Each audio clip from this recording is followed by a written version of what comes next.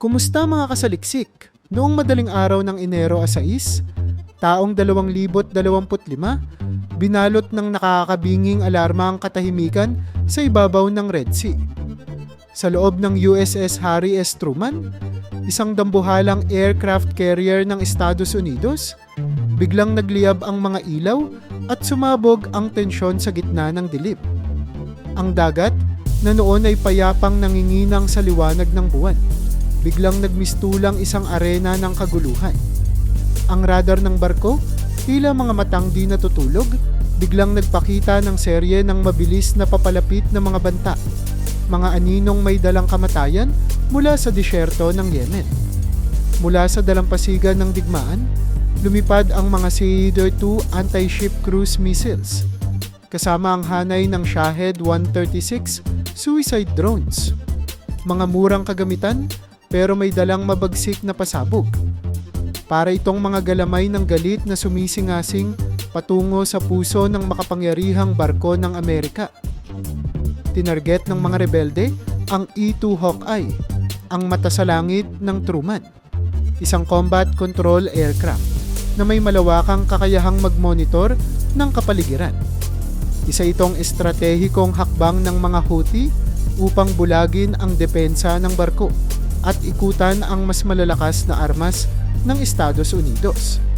Ang kanilang layunin ay malinaw: iparamdam sa buong mundo na kahit sila ay walang laban sa lakit-lakas, kaya nilang gumalaw, umatake, at maghasik ng takot. Ngunit ang Estados Unidos ay hindi isang target na basta-basta matitinag. Sa gitna ng kasagsagan ng paglapit ng mga missile at drone, kumilos agad ang depensang Amerikano. Sa USS Gravely, isang escort destroyer na kasama ng Truman, agad na nag-online ang Aegis Combat System, isang modernong defense mechanism na may kakayahang sabay-sabay na mag-track at magpasabog ng mga incoming threats. Missile bearing 270 degrees, sigaw ng operations officer, kasabay ng paglulunsad ng SM-2 missiles na umabot sa bilis ng mahigit Mach 3.5. Kasunod nito, isang F-18 Super Hornet ang lumipad mula sa deck ng Truman, dala ang bilis at bagsik ng Amerika sa ere. Sunod-sunod na sumabog sa himpapawid ang mga Shahed 136 drones. 10 sa mga ito ang winasak bago pa man lumapit sa barko. Sa dagat, lumutang ang mga nagliliyab na debris, tanda ng mabilis at matinding tugon ng US Navy. Ang isang CH-02 missile ay nahabol din ng SM-2 interceptor at winasak sa ere. Isang mapanganib na sandata na halos tumama na sa target, ngunit napigilan sa huling segundo. "Nothing can touch us," sigaw ng kapitan ng Gravely, puno ng kumpiyansa habang pinagmamasdan ang papalayong usok ng pagkawasak. Hindi pa tapos ang galit ng Amerika. Ilang oras lamang ang lumipas. Lumagablab ang isang bagong anunsyo mula sa White House. Sa likod ng podium, nagsalita si Pangulong Donald Trump na tila kulog sa gitna ng bagyo. "The day of retribution has arrived," kanyang wika. "The Houthis and Iran will feel the true wrath of America." Ang kanyang tinig ay hindi lamang pahayag. Ito ay deklarasyon ng isang giyera na higit pa sa tugon, kundi isang panimula ng mas malawak na paghihiganti. Agad namang naglabas ng kautusan si Trump na ipadala ang USS Carl Vinson mula sa Pacific patungong Middle East. Isa na namang higanteng barkong pandigma, puno ng mga F-35 fighter jets at kasamang mga escort ships, tumulak ito patungo sa Red Sea upang patatagin ang presensya ng Amerika at ipakita sa buong mundo na hindi sila uurong sa hamon ng kaguluhan. Sa gitna ng dagat, naglakbay ang dalawang halimaw ng karagatan, ang Truman at Vinson, tila dalawang bakal na dragon na handang magsabog ng apoy sa sinumang hahamon sa kapangyarihan ng Estados Unidos. Samantala, sa loob ng Pentagon, mas lalong lumalim ang pagkadismaya at galit ng mga opisyal. Para sa kanila, hindi na ito simpleng atake mula sa mga rebelde. Ito ay isang insultong hindi pwedeng palampasin. Ang mga larawan ng nasabat na drones at missiles ay nilagyan ng pulang tinta, markado bilang paalala na sa kabila ng kahinaan ng Houthis, may kapasidad pa rin silang mangahas at maghasik ng panganib. Ang ganitong mga hakbang ay hindi lang basta giyera sa larangan ng sandata, kundi sa imahe, reputasyon at impluensya sa buong mundo. Habang patuloy na umaagos ang langis sa Strait of Hormuz at ang tensyon ay dumarami tulad ng mga barkong pandigma sa Red Sea, ang Estados Unidos ay hindi nagpapapigil.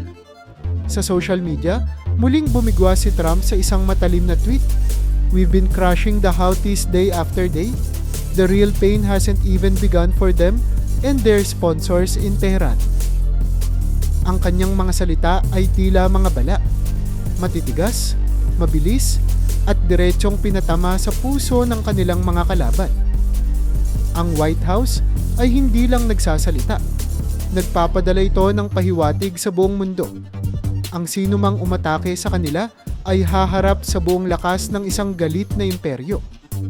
Ang alon ng Red Sea ay hindi na kasing tahimik ng dati. Sa bawat tunog ng engine, sa bawat liwanag ng missile na lumilipad sa kalangitan, at sa bawat sigaw ng babala mula sa radyo ng barko, malinaw ang mensahe. Nagsimula na ang apoy ng paghihiganti. Ang tanong na lamang ay kung gaano kalawak ang magiging sunog at sino ang unang matutupok. Habang patuloy na nananahimik sa ibabaw ang Red Sea, sa ilalim ng katahimikan ay gumagalaw ang isang napakabigat na makinarya ng digmaan. Isang makinaryang ang bawat galaw ay may kaakibat na pananakot at ang bawat tunog ay katumbas ng libo-libong kilong pasabog. Sa loob ng USS Gravely, isang destroyer na kasama sa escort fleet ng USS Harry S. Truman, sumiklab ang kapangyarihan ng modernong teknolohiya. Habang ang mundo ay nakatuon sa mga balita ng pagsabog sa Yemen, tahimik na gumagana ang Aegis Combat System, isang matalas na sistemang pandepensa na kayang mag-lock-on ng daan-daang target sa ere at dagat, sabay-sabay.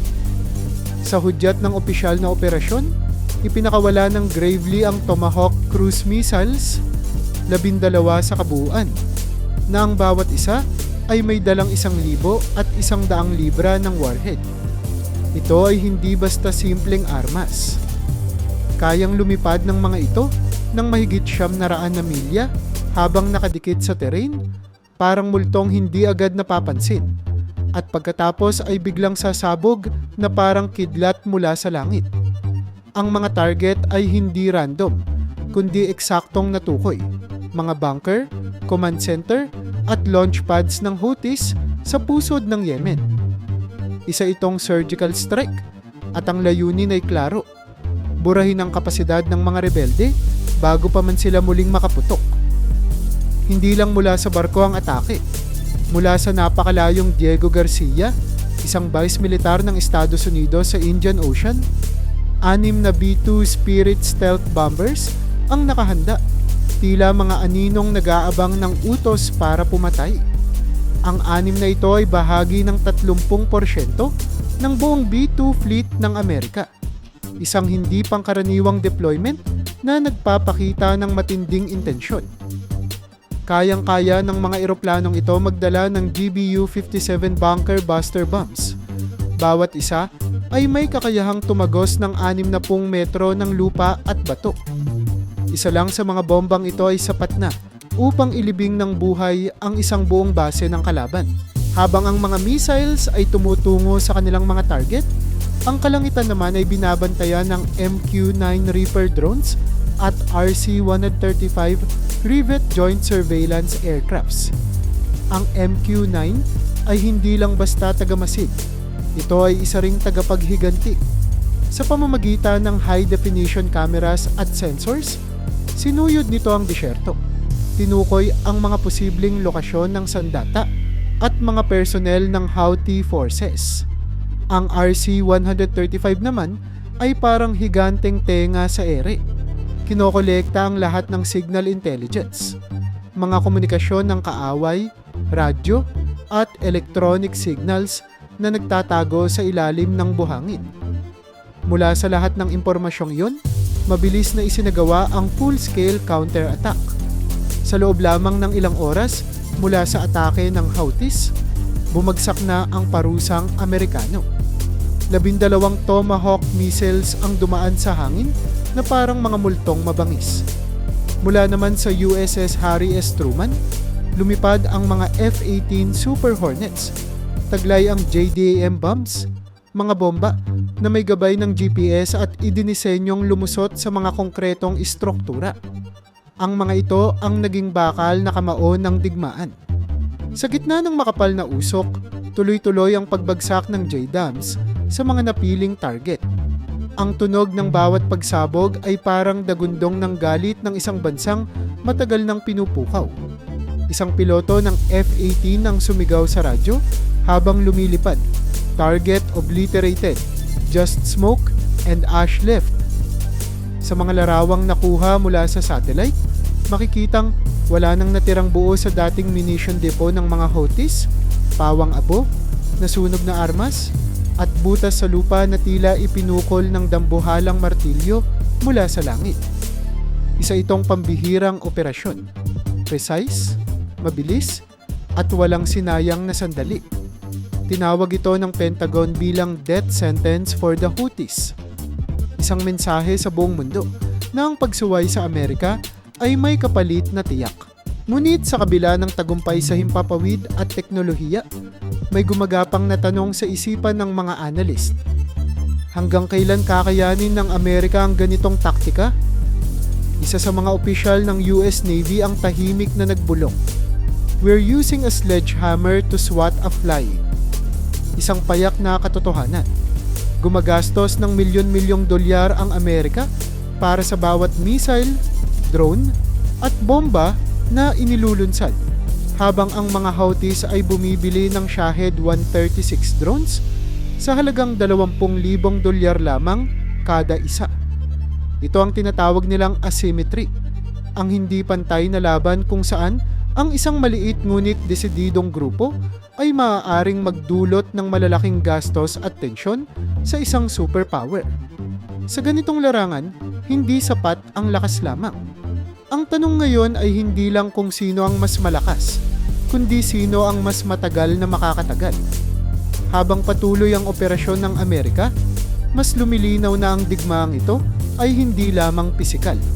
Isa rin itong laban sa panahon, sa gastos, at sa pasensya. Sa bawat pagbagsak ng Tomahawk, sa bawat pag-angat ng F-18, at sa bawat pagsabog sa disyerto, tumitibay ang mensahe ng Estados Unidos. Hindi kami uurong, pero sa likod ng bawat tagumpay, may kaakibat na tanong. Hanggang kailan magiging sapat ang milyon para tugunan ang banta ng libo? Sa gitna ng mga pagputok ng bomba at pag-ugong ng mga fighter jets, unti-unting lumalabas ang mas malalim na larawan ng kaguluhan sa Red Sea. Isang larawan na hindi lamang tungkol sa Houthis, kundi sa isang anino na mas malaki at mas mapanganib, ang Iran. Sa kabila ng mga abong na iwan sa disyerto ng Yemen, malinaw sa mga mata ng intelligence community ng Amerika na ang mga rebelde ay hindi basta-basta gumagalaw ng sarili. May kamay na mas malalim sa dilim, may kapangyarihang humuhugot ng mga galamay at nagtutulak sa kanila upang salungatin ang Estados Unidos. At iyon ay walang iba kundi ang Islamic Republic of Iran. Ayon sa mga dokumentong nakuha mula sa surveillance at intercepted communications, matagal nang ginagamit ng Iran ang Houthis bilang isang proxy force. Sa likod ng bawat Shahed drone na inilulunsad mula sa Yemen ay may teknolohiyang Irani. Sa likod ng bawat CA-202 missile na pumapaimbulog sa langit, may pondong dumaloy mula sa Teheran. Pinopondohan, sinasanay, at pinakikilos ang mga Houthi rebelde upang magsilbing espada ng Iran sa mga rehiyong hindi nila direktang kayang pasukin. Ang Red Sea ay naging entablado ng kanilang larong pang-militar. Isang matinding chess game kung saan ang pawns ay may tunay na kakayahang pumatay. Hindi nagtagal ay lumitaw na rin ang tunay na boses mula sa loob ng Iran. Sa isang pahayag na tila kulog na bumayo sa mga diplomatic channel, bumulong, O sa halip sumigaw ang isang Iranian general ng isang direktang banta. Kung aatakihin kami ng Amerika, anya, ang Diego Garcia ay magiging abo. Isang base militar sa Indian Ocean na tahanan ng 6 na B-2 Spirit bombers ng Amerika, ang Diego Garcia ay hindi basta target. Ito ay isang simbolo ng global reach ng Estados Unidos. Idinagdag pa ng Iran na isasara nila ang Strait of Hormuz, ang makitid ngunit mahalagang daanan ng halos 40% ng pandaigdigang langis. Sa isang iglap, ang banta ay naging pandaigdig. Hindi na lang ito laban sa ideolohiya, kundi laban sa kabuhayan ng buong mundo. Dahil dito, nagsimula ng kumilos ang ibang mga bansa. Ang European Union, na hindi kayang baliwalain ang banta sa global supply chain ng langis, ay agad na nagpadala ng naval presence sa rehiyon. Mula sa Italy, dumating ang destroyer na Federico Martino. Mula sa Greece, ang HS Hydra. At mula sa France, ang FS Forbin at FS Chevalier Paul. Hindi lamang ito simbolo ng suporta sa Amerika. Ito ay pahayag ng kanilang intensyon na ipagtanggol ang kalayaan sa paglalayag. Isang prinsipyong matagal nang ginagalang sa international waters. Samantala, mula sa kalayuan, tahimik na nanonood ang Russia. Ang mga barko ng Moscow ay nakapwesto sa Indian Ocean. Tila mga multong hindi pa nagpaparamdam ngunit nakabantay. Sa mga diplomatiko at opisyal, isa itong silent warning. Kung lalala pa ang tensyon, maaaring pumasok sa eksena ang isa pang dambuhalang puwersa. Hindi pa dito natatapos ang panganib. Ayon sa mga ulat ng US Intelligence, may natuklasan silang higit na nakakabahala. Pinapabilis ng Iran ang kanilang nuclear program. Sa kasalukuyan, nakapag-ipon na umano ang Tehran ng 275 kilo ng enriched uranium. Sapat upang makabuo ng isang sandatang nuklear kung gugustuhin nila. Isa itong pambihirang pagbabanta sa balanse ng kapangyarihan sa gitnang silangan. Ang mga slogan sa kalsada ng Tehran, "Death to America, Death to Israel," ay hindi na lamang mga sigaw ng protesta. Ito ay unti-unti nang nagiging pangako ng pag-atake. Isang panatang sinusuportahan ng teknolohiya at ambisyon. Sa kabila ng tagumpay ng Estados Unidos sa pagsabat sa atake ng Houthis, malinaw sa huling bahagi ng salaysay na hindi pa tapos ang labanan. Ang mga debris sa dagat ay nagsisilbing paalala na ang tunay na digmaan ay hindi pa nagsisimula. Ang Houthis ay tila nawalan ng lakas? Oo. Ngunit ang tanong ay hindi kung tapos na sila, kundi kung ano ang susunod na galaw ng Iran. Sa bawat segundong lumilipas, ang Red Sea ay nananatiling mainit, hindi lamang dahil sa araw, kundi dahil sa politika, militar, at tensyon na tila sumisingaw mula sa kailaliman ng karagatan. At ngayon, nagsisimula ng lumutang ang mga tanong na walang kasagutan. Magpapakawala ba ng missiles ang Iran bilang ganti?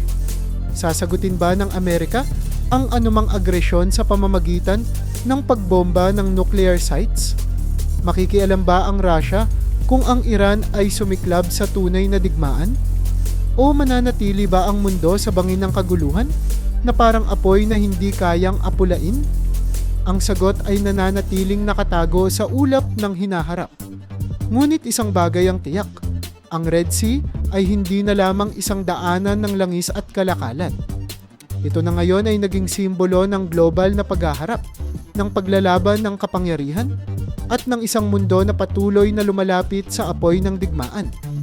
Habang ang mga barko ng Amerika, Europa, at marahil maging ng Russia ay naglalayag sa iisang karagatan, ang katahimikan ay tila panandalian lamang. Ang tunay na unos ay paparating pa lamang.